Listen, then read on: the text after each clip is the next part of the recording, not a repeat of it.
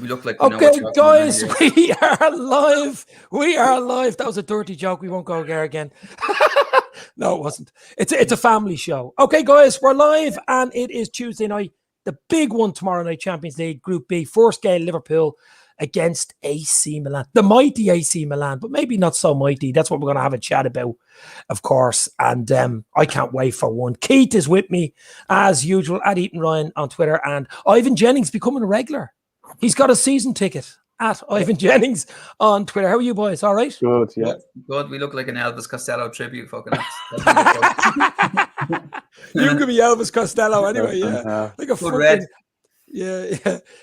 Okay, so tomorrow night, we won't get into it straight away. I just want your quick synopsis on the weekend's game, the 3-0 win at Leeds. I thought it was a brilliant performance. Obviously, it was soured with the Harvey Elliott injury and stuff like that, but the performance itself was top-notch. Fabinho, Thiago, midfield. Wow. Keith, what just a quick synopsis on that game? That was it, to be honest with you. I just thought that, that Thiago, Fabinho kind of fulcrum in the middle of the park, I thought was just phenomenal, to be honest with you. They didn't have anything to build on, to be honest with you. Fabinho was cutting up balls, and Thiago looked imperious in midfield in terms of his passing ability, his ball retention, his pinging balls into space. I thought the two of them worked really, really well, as did Elliott up until the point of that. Now, I think to a lesser degree, I think he was a little bit more in and out of the game, to be honest with you. Did what he had to do, retained possession well, built well, and certainly got us on the front foot, to be honest with you. So it's very hard to fault any part of that performance. If we're being hypercritical, we could say I don't think we were clinical enough. I thought there was a couple of old kind of concerns reared their heads again in terms of if we play that good against the better sides, are we going to be left ruin those chances? Yeah. I shouldn't really be putting a negative kind of spin on an overall performance, on a ground that was absolutely heaving, to be honest with you. It was absolutely heaving. And on paper, I think everybody saw it as being a banana skin, and it looked to be anything but a banana skin. Like, I think as a collective, as soon as that second goal went in, we all knew that there was no coming back for Leeds when that second, there was literally no coming back. The only concern we had would be some sort of a breakaway like last season, 95th minute penalty or a 93rd minute equaliser out of nowhere. That was the only thing we were worried about, I think, as a collective. But as soon as that second goal went in, I think I was same as everybody else. I was like, you know what, that is job done now, and let's just see how many more we can get. Yeah. Well, Ivan, same thoughts? Yeah, I think Keith's spot on there. I was obviously great to see the second goal go in. I thought the selection, I was curious with the midfield selection. Oh, yeah. And then as people were talking, I was kind of going, right, I see what he's doing here. And the three lads, incredibly technical, but all completely different. Fabinho, very defensive. Thiago, very composed. And as Keith's saying, Elliott on the front foot. Incredible balance in that three there. Do you know what I mean? I thought the boys up front were superb as well, and in fairness, credit to Mane for sticking at it and kept smiling, kept going, took his chance eventually. And I'm a little bit worried about him, but at least he got his goal. And I thought the lads at the back just rock solid, absolutely rock. Matip superb. But also there was one chance I think in the first half where, and Gary Neville called it out, or Tyler called it out, where he just said Van Dijk cantered over. I seen that one. Into the corner it was. Like a horse. He just kind of moseyed on over, did a little skip and out. Thoroughbred. So it was top to tail, a top-class performance all around. Yeah. I think Leeds, as we've seen, United hammered them as well. They give the top teams chances, and usually the top teams have good finishers. I know we could have had about 10. We really could. We could have had, Mane could have had a hat-trick, 2 hat-tricks. But I was delighted Mane got that goal in the end, because I just thought it was so important for missing so many chances, to go away from that game, not scoring, even though you won the game. You could see what it meant to him. Like, it was in injury time. He was like this on the, I just, that was a good finish, actually. It was a Mane finish of old, wasn't it? It was a Mane finish. It was going to push him to, quick turn and finished with a plum into the bottom corner and absolutely buried it with power. So listen, maybe that is the springboard, but you know, like on another day, he could and should have had far more.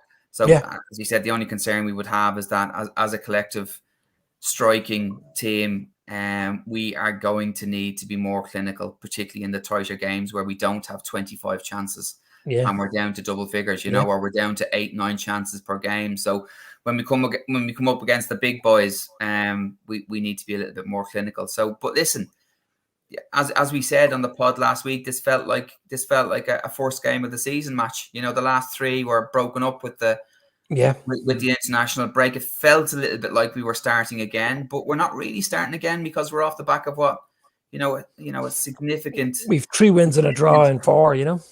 Yeah, but off the back of last season as well, we're obviously the 14. I think we've 36 points. Yeah, we've 36 in our last 14 games, isn't it? Yeah, we're the form and team. We're way out. We're way out of City, 6 ahead of City or something.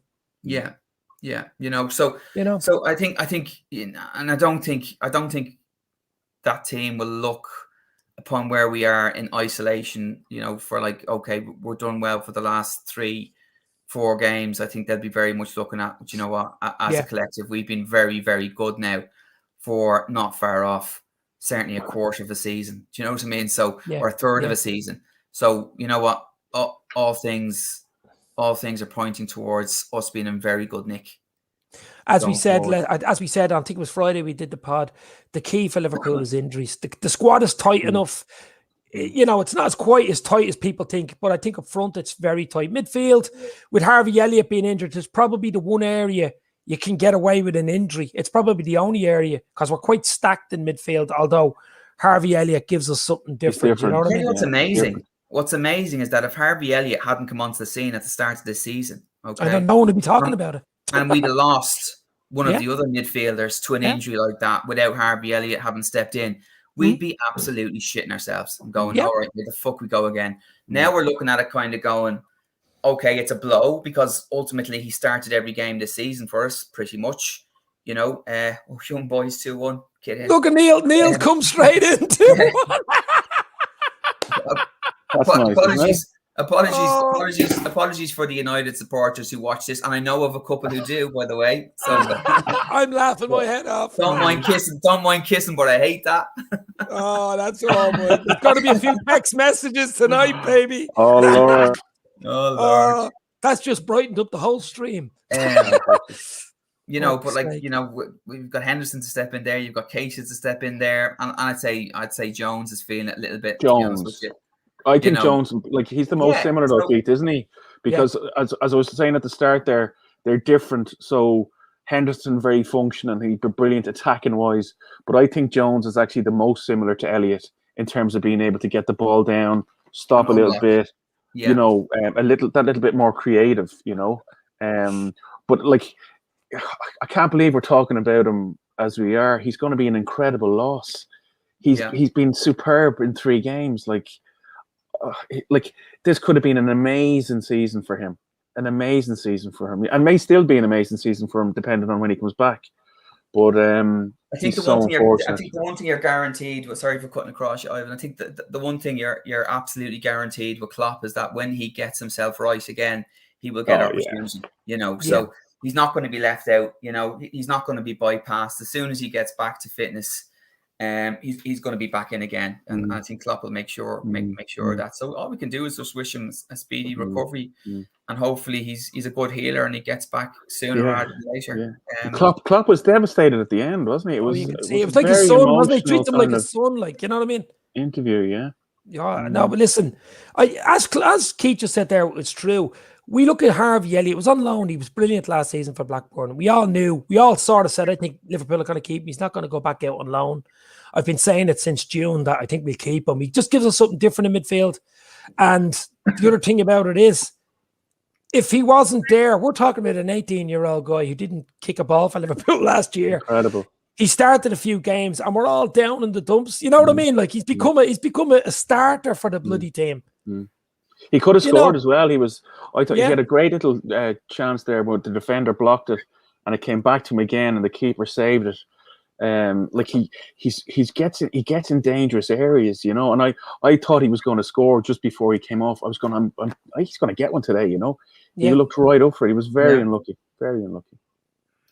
That I'll tell you that United. I think it's so rare as well. I think it's so rare as well that we see somebody. You know, I think obviously Trent being the last one that we see somebody kind of make that much of an impact. You know, like obviously at that age, Jones has been in and out, and a couple of others might have just kind of flirted with the first team, but to come in at the start of the season and almost command a starting position, you know, as a kid like that, I think it's unusual.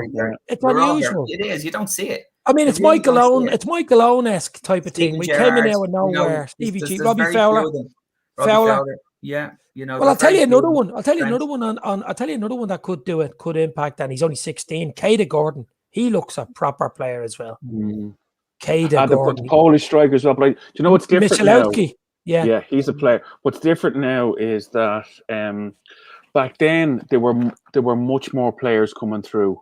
Yeah. You know, we haven't seen as many. And for this fella to come in, and we've watched him for a year or two, and everyone's talked about him, and he's going to be something else. And we watched him last year, to see that trajectory just move and move and move.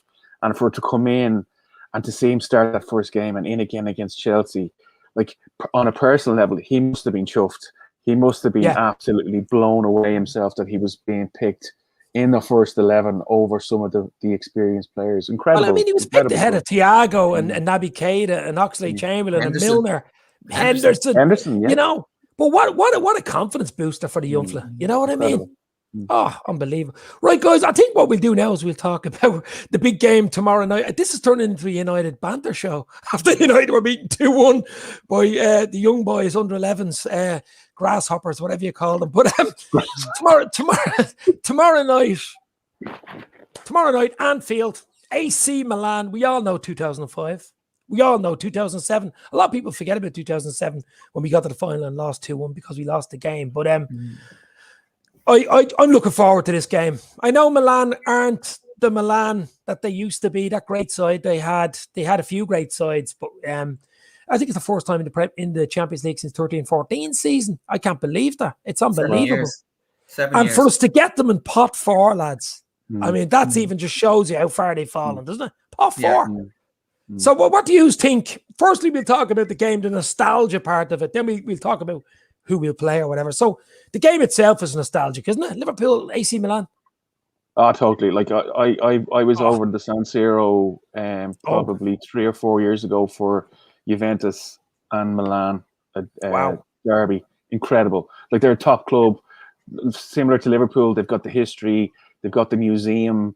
The stadium itself is phenomenal. Even to look at it from the outside, it's a castle. It's magnificent. People are saying it's quite old, though, isn't it? It's very old. It's very old. Yeah. But it's like not Colosseum. It's not that it's run down or anything. It's just quite old, and it's concrete and quite concrete. The architecture is quite harsh, if you get cold. Yeah. But as a stadium, it's phenomenal, and they have the ultras. Oh, they're a top club. But I think, to your point, Dave, they're not the team from 2007 or 2005, and I think if they're missing Ibrahimovic tomorrow, we'd struggle to recognise some of the names in that team, with the exception of maybe 1 or 2 of the lads who've come in on loan, and you've obviously got Donnarumma's gone out as well. But yeah, can't wait. It's going to be an amazing night. It'll be an amazing night over there when we play them in Milan too. But what a game to go to. That would be what a bleeding game to go to. The other thing is as well, you just said it. You were at the Juventus AC Milan game. They play Juventus this weekend. Really? Yeah. Wow. Yeah, on Sunday. But their eyes might be on that as well. Keith, nostalgia city, isn't it? AC Milan, Liverpool. It's European royalty coming to Anfield, isn't it? No matter what. 13 Champions Leagues or European Cups, whatever you want to call it. So the European, royalty coming to Anfield, you're, as Ivan said, they're nowhere near the sides they've been of old. But I think they're going to be, they're set up this year to be very difficult to beat. They've got 3 really good centre halves, with Kjaer, I suppose, kind of the glue between the 2 of those. They're good at fullback, and they're workmanlike and solid in the middle of the park. And they've been relying, I suppose, on the guile and the experience of Giroud and Ibrahimovic to open teams up. So I would expect a difficult night for us tomorrow night. I think they're going to be difficult to beat. I think they're going to sit in, and I think they're going to look to try and see if they can nick something. So I think it's going to be one of those games where teams come to Anfield and expect us to try and play through them.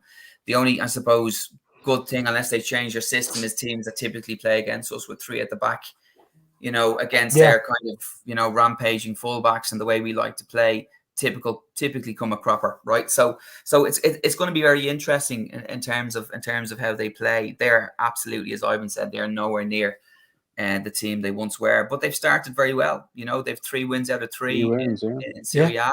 And I think they've played some decent sides in Serie A as well to get those 3 wins.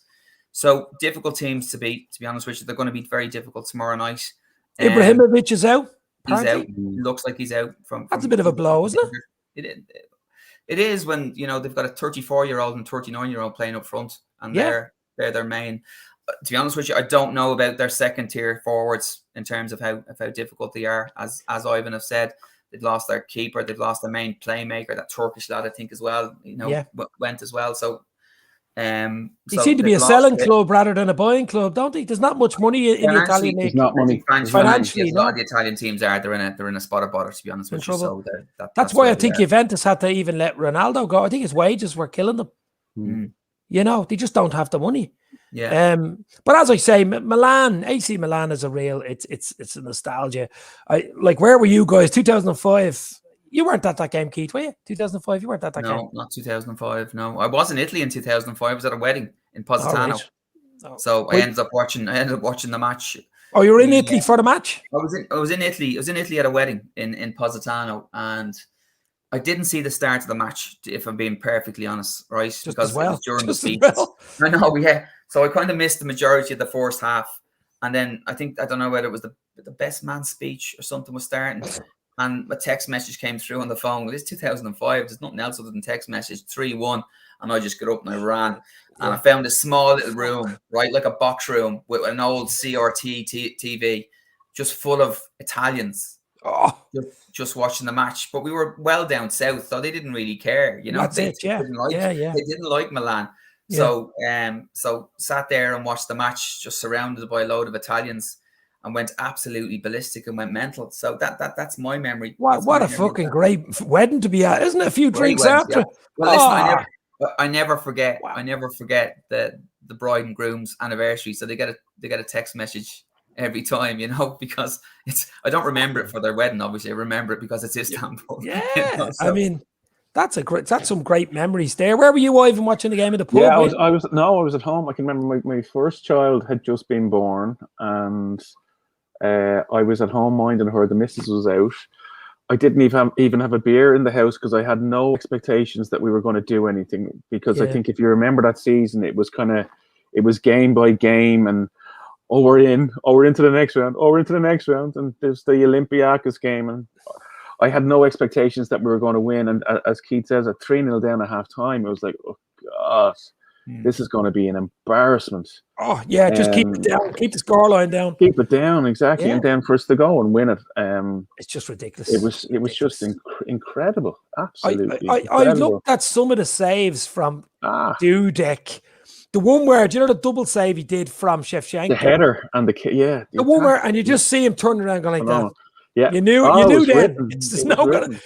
This is written in the stars. I was watching some of the penalty saves today as well. Like, there was some really bad penalties in that shootout, but there were some incredible saves in that shootout by both keepers. Yeah.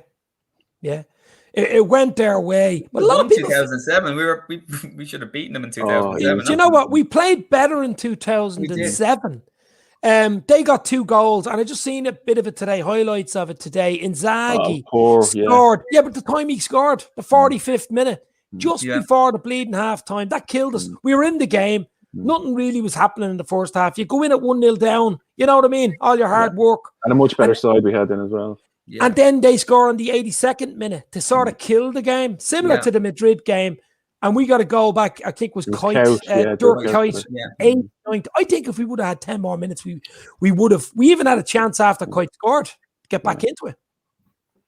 But a lot of people forget about the 07. To think we were in 05, won it, 07 lost it, 18 lost it, 19 won it. Like that's 4 straight away. But tomorrow night, so what would you do? Would you? I can't see Klopp making a huge amount of changes, to be fair, because you need to win your home games in the Champions League. So what do you think? What do you think you'll do tomorrow night? Who wants to say? The only change I can kind of potentially... Well, obviously, Elliott's out. There could be 1 or 2 in midfield. Henderson, I think. I can see Henderson coming in anyway. Yeah, there could be 1 or 2 in midfield. Obviously, somebody has to come in for Harvey, and whether or not Thiago has 2 games in his legs in a short period of time. Other than that, you're probably looking at... We always know he's very conservative in terms of his changing for especially at home. Matches. Obviously, he's not going to change the front 3. And he's not going to change the back 4, I disagree with the back 4. I think Tsimikas could get again. He's going to make 2 changes. Yeah. I think he'll be one. Sorry, Kate, go on. Yeah, the only reason why I would, and I was thinking about it, to be honest with you, the only reason why I would consider bringing him in is I think we're going to get a huge amount of ball, right? And I think we'll probably get a lot of corners. Hopefully. And our corners against Leeds in the main were quite poor. Yeah. Whereas anytime I've seen Tsimikas play, he seems to be on the money in terms of his set piece. So that is a consideration. What about a centre half? I think he'll switch one of the centre halves as well. Do you think Kanate maybe? Yeah, I think so. Well, I'm going to ask you now, Ivan, what do you think? So Keith, they're sticking with Alisson in goal, the back 4, the normal back 4, and your midfield 3. You're going to have Hendo in there. I'd near enough. I would near enough give Mate a break against do you know what? That could be a good shout, because we know Matip is so injury bloody prone that we'd want him for the Palace game. There's game, Ivan. Soon. Yeah, there is a possibility Kanate might get his even Gomez, I suppose, beside Van Dijk, because he's played beside Van Dijk so many times. Who's number 3? Is it Gomez or? I think it's really interesting which one. Yeah. Yeah. Because there's another game next week, and I think it'll probably be the other fella will get it then. Yeah. Yeah. I think that's a good show. I think there's a possibility of Tsimikas coming in just to rest players, have Robbo on the bench, bring in either Kanate or Gomez for Matip, because we know of his injuries and those long giraffe legs, you know what I mean? They're so injury prone, and he's been unbelievable for us, really. We don't want him getting injured from playing too many games, and when we have so many centre halves. And then I think in midfield, I think Hendo's a defo starter, straight in. Whether Thiago will start, I don't think so, because I think he'd be rested for the Palace game. I think Fabinho starts. I really do. Yeah. I think he's become number 1 bleeding player on the pitch. You're calling Henderson, and maybe Naby. 4 changes there potentially. Yeah, I think so. And maybe Naby. Now, Ox could get a run out. I mean, it's the midfield is where I don't know what he's going to bleed and do. The front 3, I think, is the front 3. I don't think he can change the front 3. No. You know. And the only surprise I think there could be it could be Jones as the 3rd midfielder. That would be a surprise, I think. And sometimes you get that with him. Do you know what I mean? Just in European games, you do. Yeah, he's thinking of the 6 coming up, and because he's going to need Jones, I think. The other thing to bear in mind, I suppose, do we have? Is it Norwich next week? Is it? Well, we've Palace on Saturday at Anfield. We've Norwich in the League Cup, don't we? Yeah, midweek. And then we Brentford away. So yeah, it's quite early in the season. If I could right now, obviously it just really does depend. I'd near enough make the 1 change. Yeah. And get through Milan, get 3 points on the board, and then refresh against Palace, because they're coming to Anfield, 3 o'clock kickoff, and then Norwich, everyone gets a rest. To be honest with you, that's the way I would look at it. But yeah, no, I'd go strong, and you might be taking a little bit of a risk. I'd go strong tomorrow night. Yeah. And then I would do the changes we're talking about Saturday, and then give everybody a rest Wednesday, and then go again. See, as you said, you've 6 games in that group, and we've a tough group, lads. I mean, we've FC Porto and we've Atletico Madrid, our nemesis. We've a good record against Porto, but still, they're a good, decent footballing side, and we don't know what to expect from Milan, to be fair. We really don't. We're saying we're a better team than them, but still, you have to play them home and away.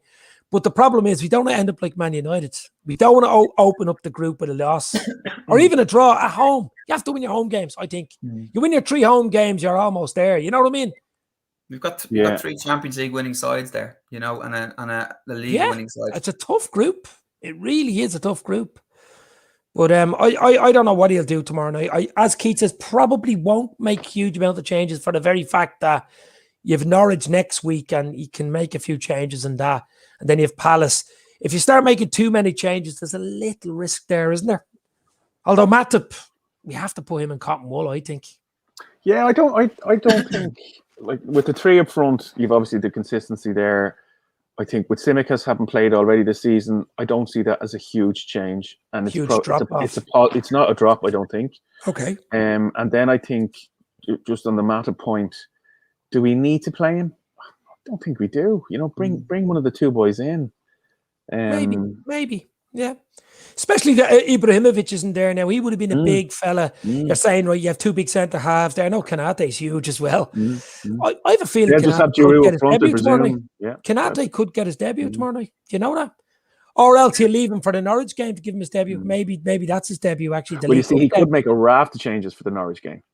Yeah. Do you know what I mean? Going right into the 23, and you'll see. Well, we know his Katie Gordon and all those young lads, Michalowski and all, could probably play in that game. We know Klopp's history with domestic cups. We do know, lads. He doesn't rate them as highly as other managers. I mean, it's as simple as that. It's Premier League and Champions League, and I'm actually happy with that. I really am. I'd love an FA Cup. Oh no, listen. I'd love an FA Cup. The nostalgia's gone a bit out of it, Ivan. I mean, even when we were kids, the FA Cup was number one. The FA Cup was it. That was it. Absolutely. It's not the same anymore. It's just not. But I'm really looking forward. As I say, I think Atletico are home tomorrow to Porto. I'd expect them to beat Porto, wouldn't you? You sort of would. But I think it's between us and Atletico for the top spot. But that's what I'm saying. You want to win, don't you? You want to win at home tomorrow night. I think it's going to be challenging. I think they're going to defend quite well, to be honest. Listen, we could really turn up and score a couple, but it does feel to me like it's going to be an attack versus defense kind of game tomorrow night, where they sit in and defend quite well. They've got their new goalkeeper. I suppose a lot of people have high hopes for him in terms of, he seems to be an up and coming goalkeeper, and those guys tend to have good days at Anfield, don't they? Well, he's not as good as Donnarumma, though, is he? He's only conceded one so far. Yeah, they won 2-0 the weekend against Lazio, I think. Lazio, yeah. They're look. They've beaten Sampdoria, and they've beaten, who else? They've beaten. I'd take 1-0 right now, guys. I just to win. Clean sheet, 1-0. I take it all day long. It doesn't bother me. Once you get the 3 points, no injuries. That's another key. Out tomorrow, and then you look forward to Palace again at Anfield at 3:00 on Saturday, and you go again. You can rest your core, your spine, whatever you want for the Norwich game. I don't really care about that game, to be fair. Give some of the lads like Miller, give guys, Naby, players, Ox, give them starts, let them play.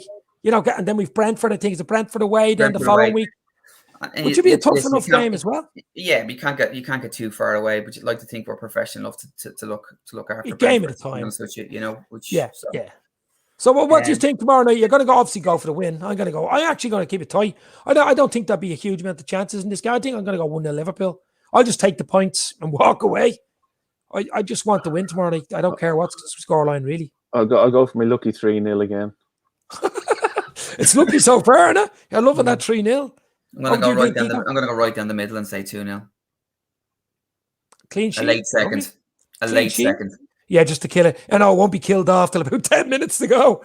You'll be still sitting on the fence. I love that we're talking about clean sheets. Like, that to me is incredible. It's 5-star hotel stuff, isn't it? 5-star hotel. Big time. We just assume we're not going to score. And even, I was saying to the young lad there as well, the keeper, he stands up for everything. Leeds should have scored in the first half, in the first couple of minutes against us.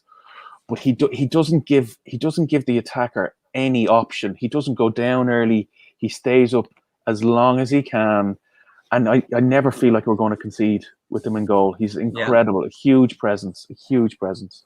Just shows you, though, the two guys that were most important, you could say, for us for the weekend. Fabinho. Imagine Fabinho wouldn't have... I gave him my man of the match. He was brilliant. And Alisson was steady in everything he'd done. Like, if those two weren't there the weekend, it might have been a different story. I still think we would have been too good for Leeds, but Fabinho was imperious. I mean, everything he did was bleeding the right thing. And I think even the yellow card didn't matter. Didn't matter in the end. Yeah. He was able to still keep at it and still go in and still challenge and not. And they didn't have to take him off. That's how cultured a player he is, Listen, for the last, I'll be only giving another 5 minutes because I think we've talked enough about the game. I just want to do the last 5 minutes on one player, a little appreciation for Mo Salah, the king of Egypt. 100 goal, Premier League goal. I think the 4th or 5th fastest in Premier League history. I think Shearer is actually the fastest. Yeah. He was some striker, I have to say. By some distance, 124. By some 124 unbelievable. Yeah. Now, he was an out-and-out striker. Now, the only thing you'd say about Salah is he's actually a winger. Comes in, goes out. But we have to say, this guy is going to get down as one of the best Liverpool players of all time. In my book, anyway. What do you think? Honestly, he's certainly up there. He's certainly up there in terms of, as an all-time great. 10 of those games, I suppose, he 10 games and 2 goals for Chelsea as well, which you can't kind of forget about, He had a good season for Roma as well. He had a good season in the modern game, I suppose, in terms of how particularly defenses have improved, in terms of how much more difficult it is scoring goals at the top level, and the different types of goals. You got to look at Shearer, I suppose, in terms of taking the amount of penalties that he took and always scored as well is a significant amount. And playing in a generally a poorer league. So, listen, he's been phenomenal for us. It's amazing how he still has his detractors, to be honest with you. It really is. Why do you think that is, lads?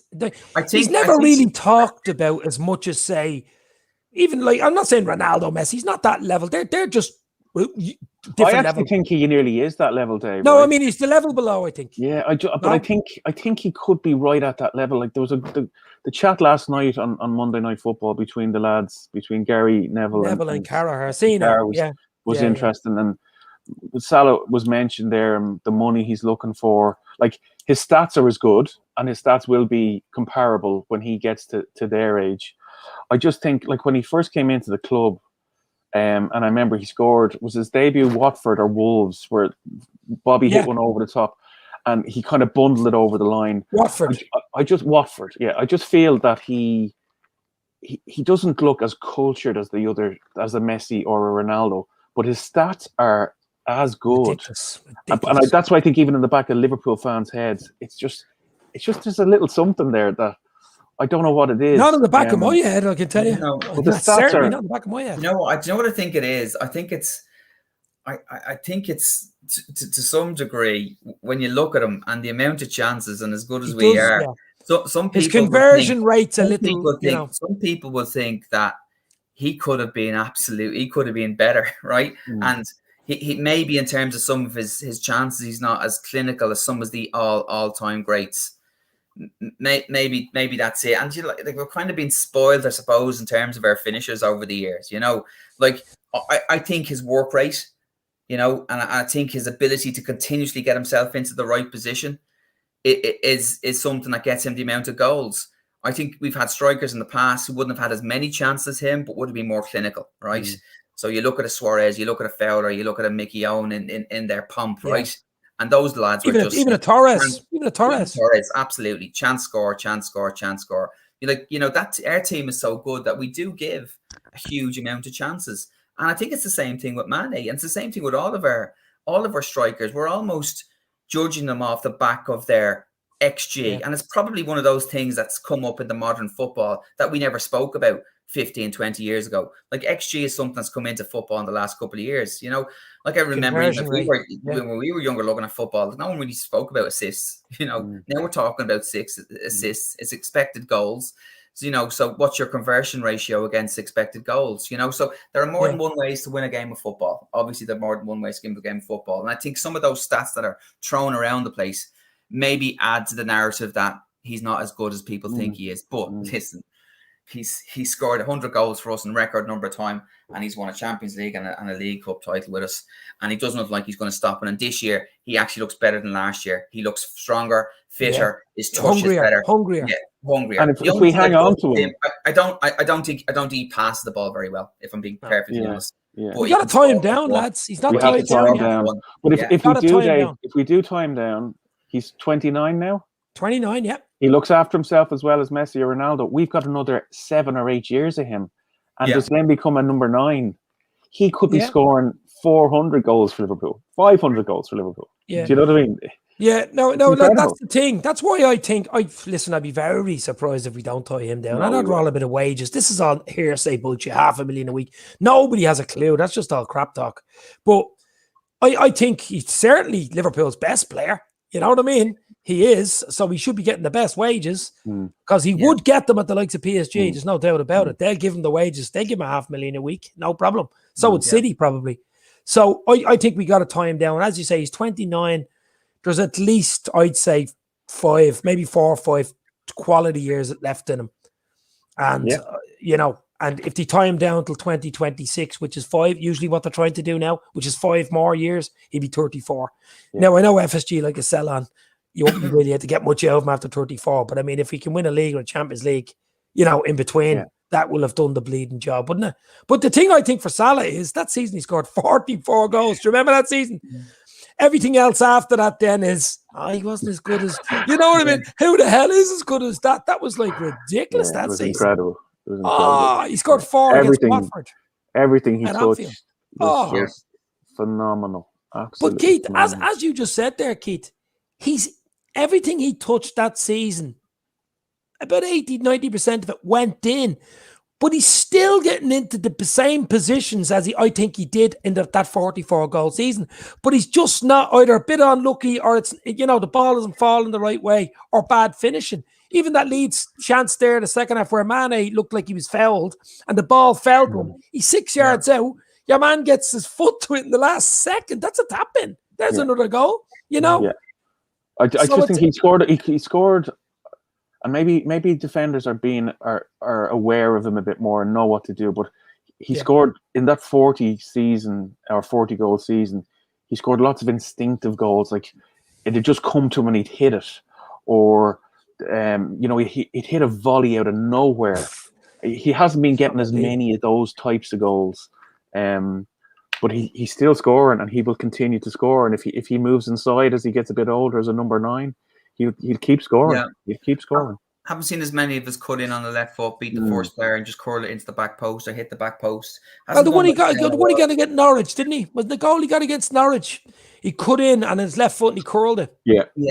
But that was the only. Well, recently that was his goal. He had 2 or 3 of those opportunities against Leeds and decided to either square it or pass it, which he wouldn't have normally done. Wouldn't usually do, no. But and as I said to you, like I think they're all playing their way into the season, but they're all playing their way into the season very well, and we're winning. So, like, there's only one way this team is going. It's going to get better and better as the season progresses.